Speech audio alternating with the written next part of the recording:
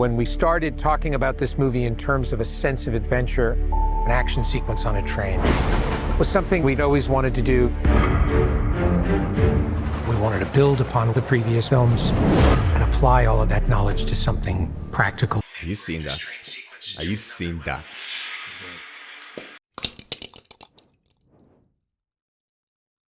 Welcome back. For today, the meats. Mission Impossible 4. We've done Mission Impossible 1. It's been nice. We did Mission Impossible 2. The telenovela. We've done Mission Impossible 3, and now we are in 4. And it's, I don't know if if we can term it a journey right now yet. I guess maybe when we're like the six movies in. I think it's just one that's left before the fallout. Yeah. I would say it kept being good every single part. It's steady progression, like very steady progression. It's just good. It's just good. It's good, man. I know we're saying some franchises should learn from the progression of Mission Impossible, like Fast and Furious. Yeah. Most definitely needs to learn from this. And we've seen the Dead Reckoning ratings. You messaged me yesterday saying it had increased, like 99. It's just it was 97 when I first saw it. And now it's 99%. I'm like, wow. That's like, I think that's the highest for the franchise ever. Ever? Yeah. Oh, that's because Mission Impossible 4 was 80 something, 85. 5 was 80%. 90 something. 90 something as yeah, well? They were both 90 something. I think 4 and 5. Oh my god. This is sick, man. This is crazy. How does he keep doing it? I don't know. So there is this thing called practical filmmaking. Practical filmmaking, what's that? So everything he's doing is almost like real. I watched behind the scenes today of a train scene from the new movie. Yeah, you sent that to me. Yeah, have you seen it? Nah, I actually thought we'd like react to it while on the podcast or something. It's wild. Like we can do that, but it's crazy, man. It's crazy. I was just watching it, and that was where I think Christopher McQuairre said that it's practical filmmaking. I was like, oh, that makes sense. He's trying to like. They had to create a train from scratch. Just for that. That can actually, not like it was a prop train, proper train. Created it. It has to work on the train tracks exactly. Yeah. And then they were still going to damage that train. Damage one of the cars in the train. And I'm like, oh my God. And it has to be one shot take. Like the one shot. One shot.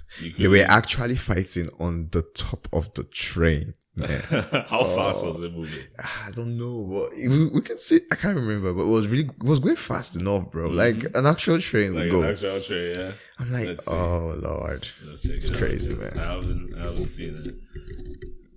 you must have like down. Yeah, it was just.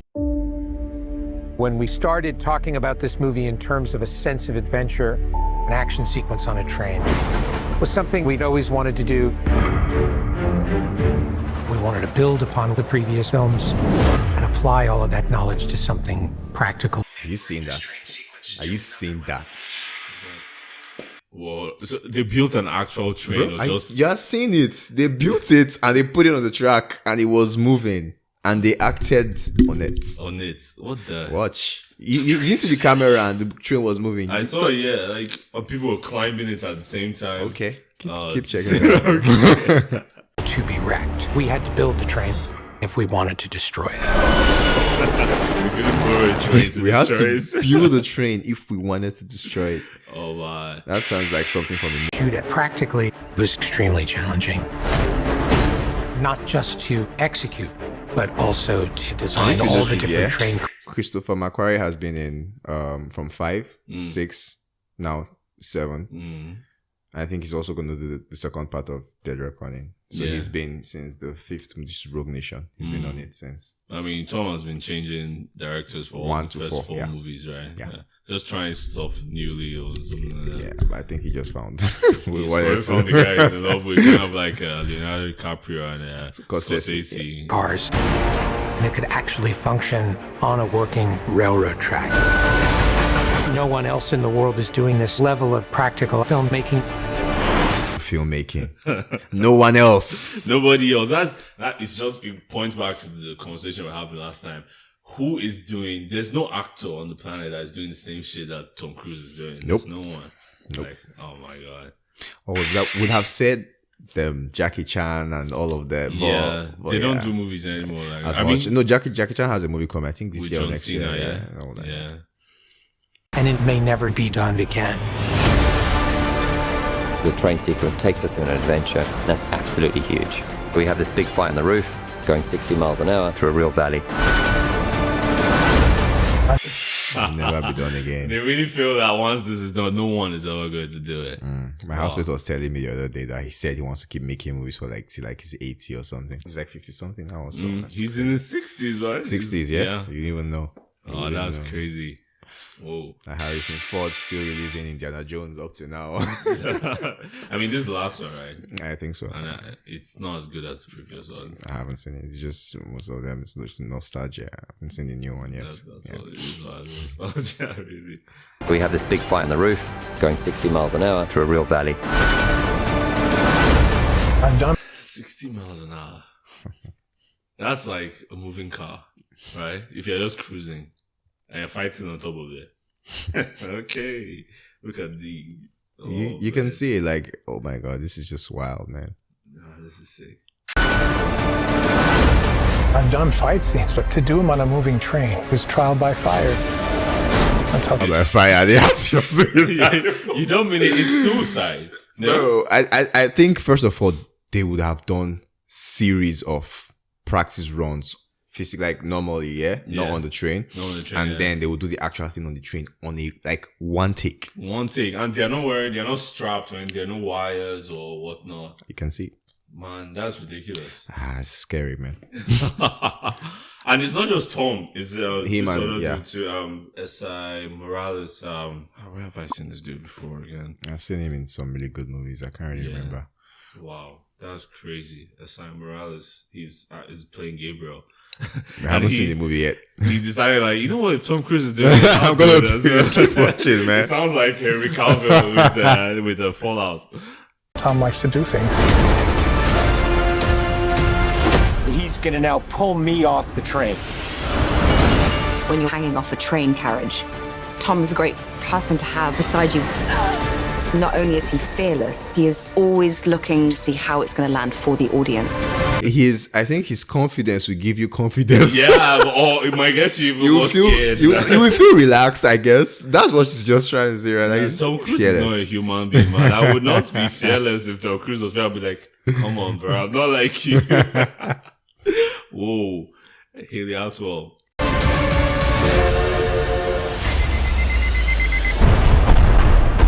In the train involved multiplying factors of difficulty. You'd be chasing the train as it goes off. Every single camera had exactly one shot at getting it right. It's not just a matter of going off. Because if we do it all, we don't capture it right, what's the point? 3, 2, 1, action!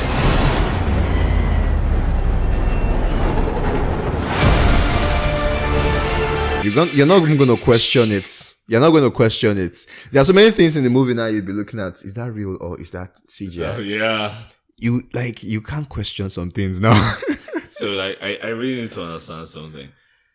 I know it's one take, right? And I thought it would be one take as in we'll do as enough takes as we need to, but we need to shoot it in one full shot. They have cameras everywhere. But one of them I understand now. Pick the perfect one. The perfect one. What I understand now is this scene, it's had to be done now or it's never been done ever. So if you didn't make too many trains, right? Yeah, I'd probably they made like different cars for the trains and they crashed just one car. Yeah. Oh man. Imagine you I feel if this didn't work, they'd have to start again. So it had to be this and shot. It's money, man. It's money, man. And it was 290 million for wild, this movie. That's crazy. Whoa. Everything you're seeing in this spectacular train sequence is done to invest the audience in these characters. Don't tell me that this is real. This probably isn't part. This part won't be real. Yeah, it can't be real, man. That's way too much practical filming. This part might not be real. Yeah, it can be practical, but not that practical. Yeah, this might just be like in a room, green screen, and you just holding him and all that. Holding her and all that. But yeah. Nah, this is crazy. Hang on! Mission Impossible is the most extraordinary adventure franchise you've ever seen. You can only do it with a team like this and with an actor like Tom.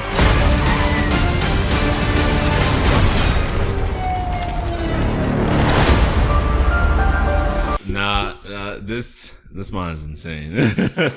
I don't know. Is the Tom Cruise franchise more? I mean, I just call it the Tom Cruise franchise. It is what it is, bro. It is what it is, right? And that was on instinct. I didn't prepare that. But is the Mission Impossible franchise now more about the stunts than the spy stuff?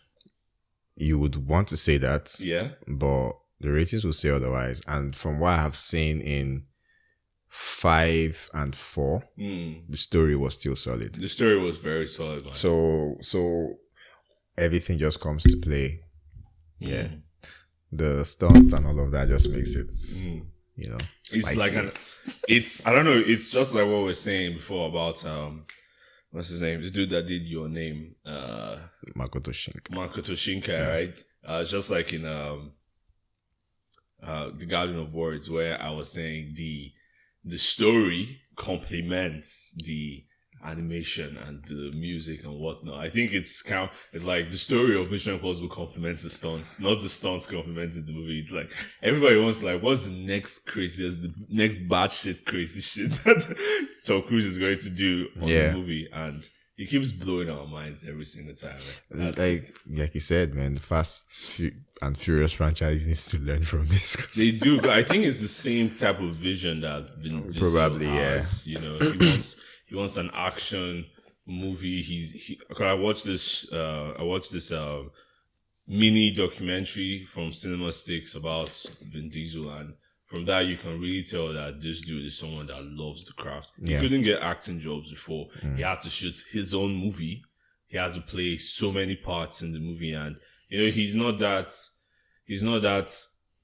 great as like an actor, but he's still pretty good. He can still sell his parts. But that he's someone with passion. I feel it's the same thing he wants to do, but it's working, but it's not working at the same time, And now we have Heart of Stone coming out, and it's the same producers from the Mission Impossible, and I feel it might feel like a ripoff. Honestly, I feel it might not sell because of just that fact. It's Vin Diesel that's in it. No, it's what's her name? Gal Gadot. Okay, she's in it. Oh yeah. I think I saw the trailer. Yeah, we reacted to it. Yeah, we did, yeah. But the executive producers from Mission Impossible franchise are doing that movie. I mean, we can't judge without seeing it. Yeah. And the first 30 minutes of this has become the reaction to Tom Cruise stunts. But back to the meat. Mission Impossible 4 by Ghost Protocol. Shit. This is when Mission Impossible franchise go good. Yep. Yeah. Actually just hit the throttle and full speed on ahead. Like, it's just really, really nice. Yeah. I enjoyed it. I was watching all that. This is so good. This is so good. I was like, the difference from the previous ones and now. Yeah. I was like, first of all, the director. Odd choice. Odd choice. Who is he? Brad Bird. He has done, or he does mostly animations. Ratatouille, The Incredibles. Like, it was just very interesting. And I was like, okay. But still, he pulled it off. It was just amazing to watch. Stellar. Yeah, I loved it. Like, it was very nice. It has a very simple premise. Imagine as a spy, you lose all support ever, and it's a nuclear warhead situation. Yeah, it just begs to me, like, it comes to mind, like, I'm like, the whole IMF is very volatile. It's a very volatile situation. It's not like the CIA or the FBI, you know. This is very volatile. First of all, like, they're not all specifically like known, you get, but they have the funding, they are doing what they need to do and all of that. So like, it started with him in prison. Straight up. In prison. I was like, this guy just got married in the last. Why is he in prison, right? Where's his wife? Is she okay with this? You know, when I started watching that moment, I was like, oh, his wife died. I was like, oh, now we get a story. But I was like, you told me she was in like the other Future one. ones, I was like, oh. Anyways, I kept watching and I found out what really happened and everything. So I was just like, oh man, it's sad. It is, it was until till the end. And what I liked this particular part was like, they had so much misdirection in this particular part. It was just too much. You might even lose track sometimes. So like, what's going on? They had to change the numbers in the rooms first of all. And I was like, it's so much going on, and there was a plan, and then the plan fumbles, and then it fumbles again. It's like it keeps breaking up. It keeps getting harder, and the stakes increase, but they still pull it off. And that's the whole point. Mission Impossible. It became a characteristic of the IMF. You know, they're almost always having so much disaster, and somehow they're always adapting to the situation and just finding new ways and all. Yeah. You know, like seeing him jumping out of that, you know, height from the Burj Khalifa, then having to climb to get to the, oh my God, that scene was just crazy, man. That Burj Khalifa scene still gives me fear to this day because I have a fear of heights. Like, I remember this time as a kid. You know Wonderland now, Magic Land now. There's this ride, or I don't know if it's still there, Eagle Ride. It's like a ride with eagle circular, and then there's this long pole, right? And so you sit in the eagle, and then to take you up, and then start spinning. I think I know it. You know, yeah. I remember as a kid, I entered that and I was screaming. I was screaming throughout. Would you get on those rides now? I will. Man. I will, just to conquer that fear. The last time I went on rides like that was like Winter Wonderland in the UK, man. I'm not doing that shit anymore, man. Don't worry, I'll go with my friends. I'll chill with you guys. I'll help you hold your bags. You guys can have fun. I've had my share of fun. I'm not doing that shit anymore. There was this one I went on, man. Yeah. I'm done with rides. I will help you guys, you know, film your reactions, and I'm gonna laugh at you when you're screaming. Yeah. But I'm not doing any of that shit anymore. Like, what's the point? It's the thrill and the adrenaline, which is fine. I'll find it. You know, I'm cutting like I don't need it anymore. Now I will get on the Eagle Ride if I could, just to conquer that fear. Because man, I was scared shitless. My brother at that point was a baby, and he was just so chill. Of course, he was like, "Man, who are you?" Exactly. But what's funny is my brother and my grandma, they were on the ride, and they were so calm. Of course. Me, I was there like. I was fucking crazy, man. I can't do that. I think for me, I found out that the way to go about this shit is just to close your eyes. Just to close your eyes. Just close your eyes. Just close your eyes and just let it go. Oh my God. The roller coaster sometimes can be crazy. I still do take that because last time I was with my nephew and my niece, I had to get on it with them. So we're going round. You just going straight at this. Next thing, with so much anger and you just swab onto the next side and like, oh. That's crazy. It's confusing. Or the ones that go up and then it like goes all the way down. The one I was talking about was like, you just go on slowly, quietly, and then it goes. Oh no, I lose my mind, man. I've seen people that faint, they'll be like, Povcorn. They'll be like, again. I think what's going on to your mind at that moment is like, who sent me? I think Tom Cruise goes on a lot of roller coaster rides. He's become desensitized. Yeah, it's like, this is nothing. I need more thrill. I'm going to climb the budge and I'm going to swing from the budge. Bro, that scene was mad, man. It was. Loved it. I loved it, honestly. Like, especially when he was trying to get back into like their room. Yeah. And when he had to jump, I was like, oh Lord. That was some spy level shit, man. Where he just tossed the rope and was like, the running. I'm like, there's so much confidence in this man. You know, the crazy thing is he knew that shit wouldn't have worked. Yeah. He was going to die. Dude, he was dead. The guy hit his head, and then they had to jump to catch it. I cancelled him in my mind.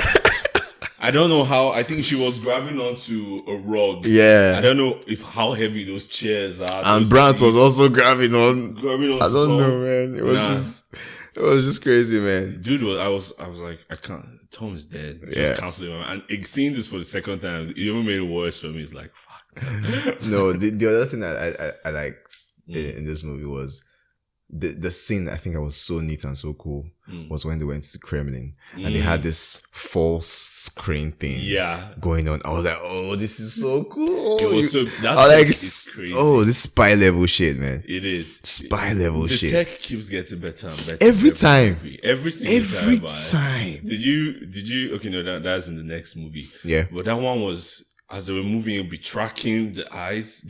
As it was moving, they had to render the room, 3D render it, and then they had to follow the guy's eyes. I think it is the way it is. It's for just one human. When more people came in, it got confused. It was showing that couldn't track all of them. I was like, God. I need to understand something. Why do they just have a tech team? Just give a tech team a mission. Think of anything that is crazy scenario and make some shit. We know it's not real. Yeah, don't worry about that. Just come up with any device. It reminds me of that scene in Iron Man 3 when I don't know if you remember where this guy from Cord Industries. Oh, I've forgotten the name. He was a competitor to Iron Man, and then he had to go to the military and. He got I think I remember. Yeah. He got the contract away from the Stark industry, and it was his industry that was getting the contract now, and he had to sell them weapons, and he was just bringing out random shit. Remember, he called something I think I remember this scene you're talking about. Yeah, nobody needs that weapon, but he has it just in case some dude wants to buy it. Yeah, I feel that's the same thing.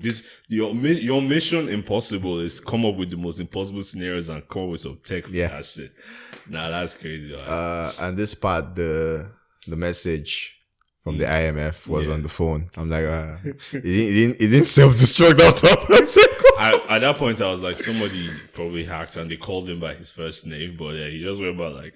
Boom. Yeah, it was the part 5, the syndicate on. I was like, oh my god, they keep finding new ways to make it shit and interesting. New ways to keep the story going. It's always fresh. It's always a new method of passing the message. I like it. Yeah, I like it. Crazy, man. I enjoy it. I always look forward to those particular things. I'm like, okay, what's the next one now? How are they going to extend the story further? And do it well, not just extend the story like. And somehow it's almost like there's like a lot of time jump between the last parts, but we don't really know. We don't really get that information per se, like, oh, how many years it's been before the previous one and the new one. And like, they never really say. They never really say. I think it's more notable in the change of like his team or like the position he is in the IMF at that point. Because it's obvious that he's back in the field, right? And Maggie Q and the rest of the guys, which I love that team in part 3. I actually love that they were really good, but they're not there again. Yeah, it's Benji now is a field. It's now, you can just those are the only things that will just push you to know. Okay, it's been a couple of maybe years or months. It can't be months, like maybe a couple of years,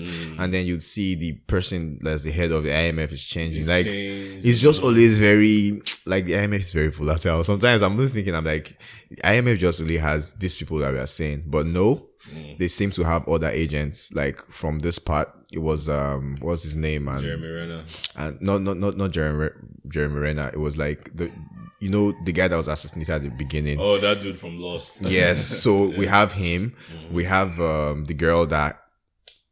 I think they're like love interest and everything. Anyways, the both of them had to have been working on something with their other IMF agents, but they're focusing specifically on Ethan and his team, wherever it's happening. There could be spin-offs, like you follow another agent's entire life story again. For like 5 parts, 6 parts, depending on how good each of them. But it's I wonder why, like you're saying, this is actually something I just realized by you saying it. You saying like the IMF is volatile. That's true.